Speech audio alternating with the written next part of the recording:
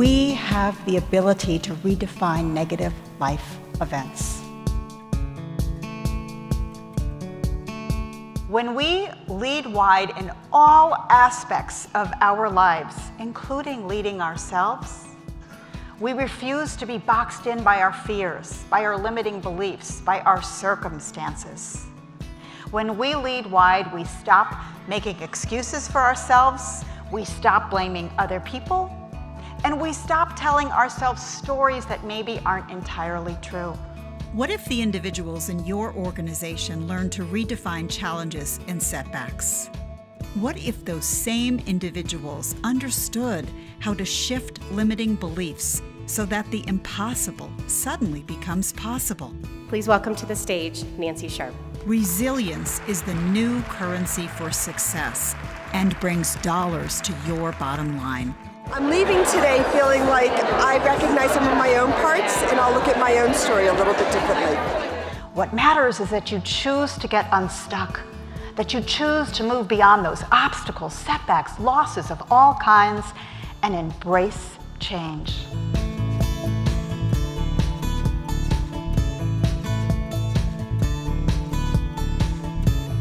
How do we really open ourselves to growth and change if we don't invite honest discourse? That's what builds resilience.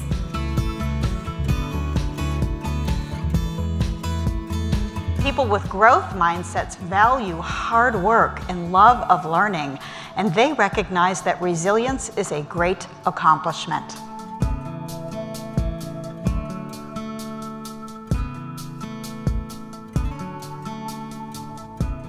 What happened to me giving birth to twins and learning the very same night that my then husband's cancer returned is a universal story. It is life and death all at the same time. My old life, it wasn't serving me anymore.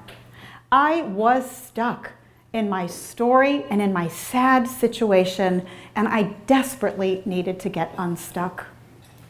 Well, I want you to know that not even 30 minutes later, I decided to move to Denver. Really. I was still driving the car, but life was no longer driving me. I felt hope. I felt opportunity. I was excited about the adventures before me.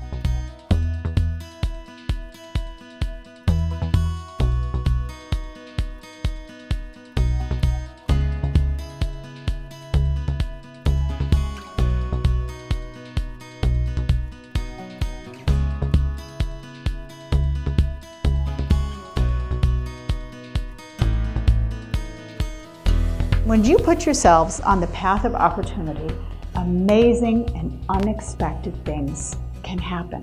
And I happened to be reading in the newspaper that Steve Saunders, this handsome guy here, was being featured as one of Denver's most eligible singles.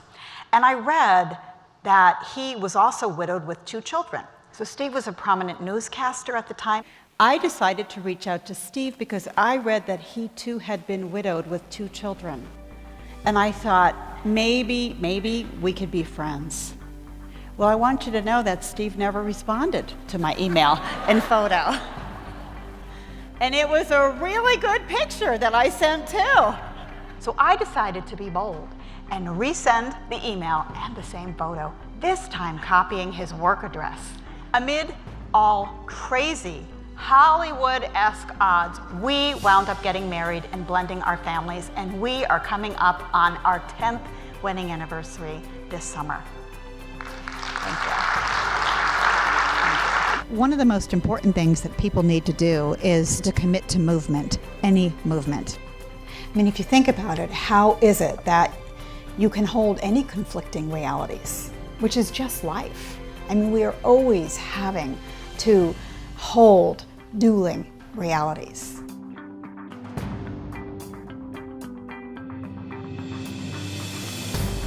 When something feels paralyzing for you, you need only look at that problem through this nuanced space of gray. Like so many things, technology has both an upside and a downside. You must choose not to be defined by the things that have happened to you or by the things that haven't happened for you. This is resilience, everyone. It is no more complicated than that.